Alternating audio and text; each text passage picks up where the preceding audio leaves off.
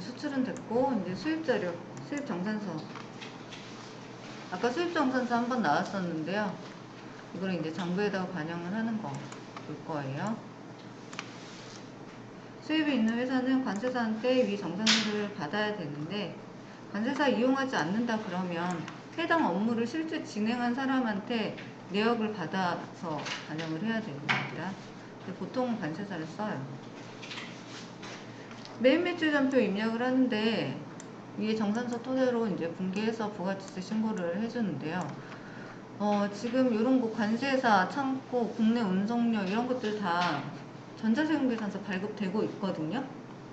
그러면 그거를 그냥 그대로 놓지 마시고, 저는 이런 식으로 아까 그 수입신고번호 있다 그랬잖아요. 그게 고유번호기 때문에 수입신고번호 가지고 관리를 합니다. 이게 수입 한 건인데, 이 수입 한 건은 2천만 원에 대해서는 부대비용으로 해서 취득 원가로 들어갈 거기 때문에 2천만 원이 부대비용으로 취득 원가로 잘 들어갔는지 관리도 돼야 되고, 이 700만 원은 부가세 대급금으로 들어갈 거니까 그냥 뭐 나중에 부가세 적립분기 하면은 맞게 들어갈 거니까 크게 신경 안 써도 되지만, 요거 이 금액이 부대비용으로 잘 들어갔는지 확인을 해야 될 필요가 있어서, 이렇게 보면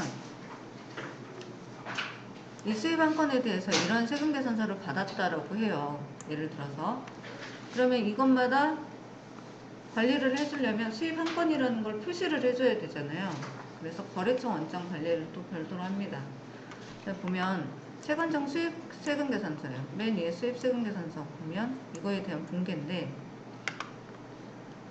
55 수입을 하게 되면 기본 분계가 차변에 부가세 대급금, 대변에 뭐 이제 기재를 해줘야 되는데, 저 같은 경우는 선급금을 해줘요. 근데 관세 같은 경우는 세금계산서가 없기 때문에 관세는 수입세금계산서 받은 그 밑에다가 분계를 이렇게 해줍니다. 이런 식으로.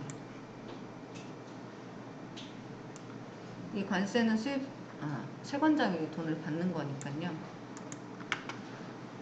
그리고 보면 여기 자세하게 분계를 보시게 되면 저는 부가세 수입회사가 있으면 부가세 신고할 때 결산도 어느 정도 봐버려요. 왜냐면 이거를 나중에 결산 보겠다고 하면은 그때 다시 또 초집중을 해야 되고, 그래서 수입 같은 경우는 밤에 야근하면서 아무도 없을 때 집중을 해야 되니까 혼자 이제 했었는데요. 보면 이렇게 거래처 코드가 막 바뀌잖아요. 일반적으로 이렇게 전표 전송을 하게 되면 다 인천 세관장으로 걸립니다. 여기도 다. 근데 관세는 제가 미착품으로 관리를 한다라고 했으니까 미착품으로 관세 해놓고, 그 다음에 이 돈들은 이게 돈이잖아요. 관세하고 부가세는 세관장한테 납부해야 되는 돈이에요. 근데 이 돈은 우리가 아까 생각을 해보시면 관세사한테 돈을 선급금을 줬잖아요. 그래서 이 선급금 반제하는 분계가 이 밑에 들어가는 거죠. 이렇게 선급금 반제. 그래서 인천관세사, 이 밑에 있는 이 인천관세사한테 선급금을 반제를 시킵니다. 그래서 거래처 코드를 관세사로 넣어주는 거죠. 그리고 이게 좀 번거로울 수 있지만 여기에다가 기재를 이렇게 하는 이유가 또 있어요. 미착품 원장과 선급금 원장을 지금 얘네는 원장 관리를 해야 되는, 거래처 코드가 걸렸다라는 거는 원장 관리를 다 해야 되는 거라서 여기를 이렇게 기재를 안 해주면 뭔지를 몰라요. 금액까지.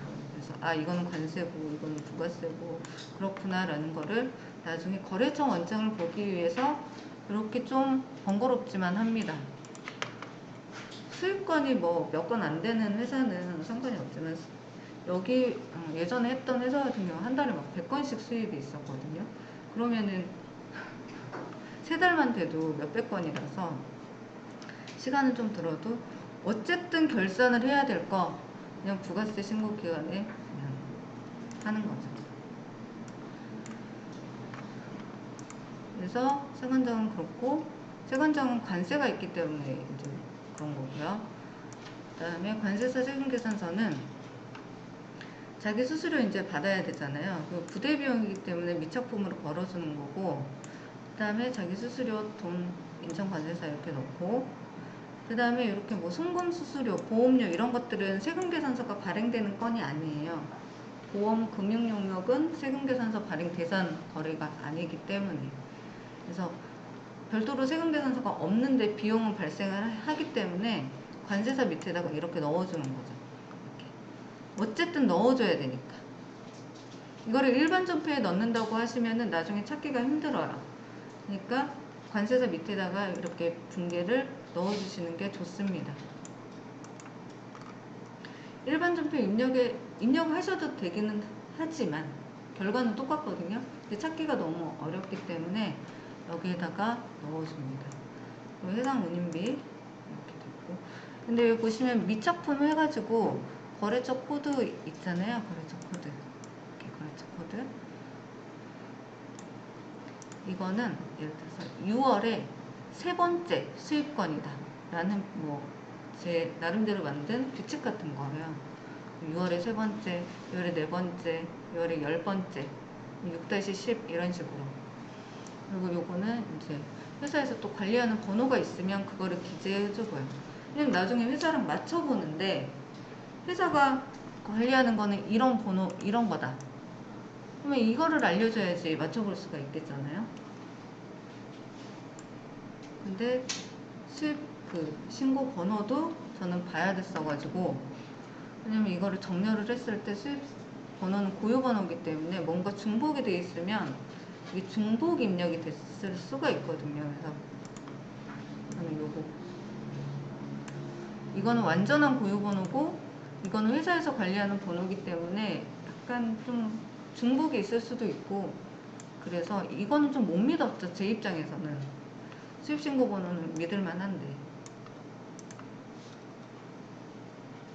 대상 운임비 있고요.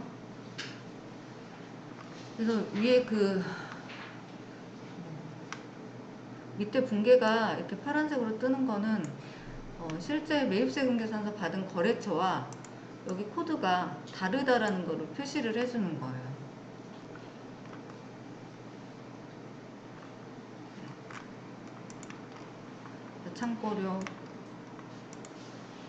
창고료도 세방이라는 회사에서 세금계산서를 받았는데 밑에 미착금하고 선급금은 관세사랑 제가 만든 거래처 코드